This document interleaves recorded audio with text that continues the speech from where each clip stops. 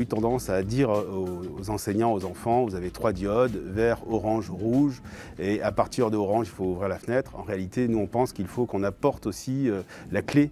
Quelle est la bonne compréhension de ces changements et qu'est-ce qui fait que, au fond, ça change du orange au rouge et donc on a besoin d'ouvrir les fenêtres.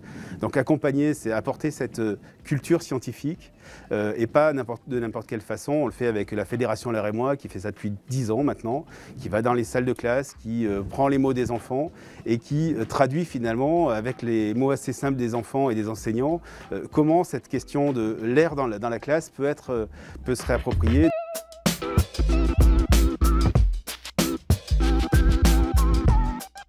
Maintenant, depuis une vingtaine d'années, il y a des études qui montrent qu'effectivement le taux de CO2 a une incidence directe physiologique sur ce qu'on appelle l'acidose, qui va se traduire par une perte d'attention pour les enfants et qui, in fine, finalement, limite les capacités d'apprentissage.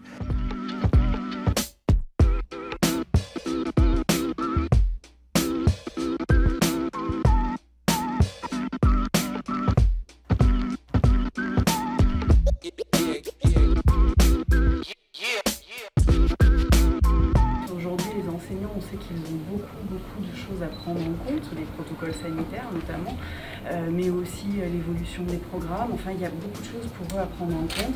Et maintenant, venir encore regarder les capteurs de CO2, voir où ça en est, faire de l'aération, c'est compliqué.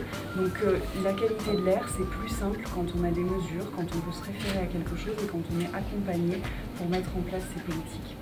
Nous, ce que l'on promeut, c'est très simple, c'est de faire en sorte que les pratiques et la conception du bâtiment soient beaucoup plus exigeantes qu'aujourd'hui.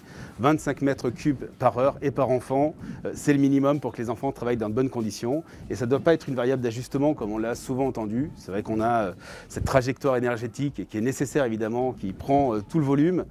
N'oubliez pas l'air des enfants, c'est aussi important.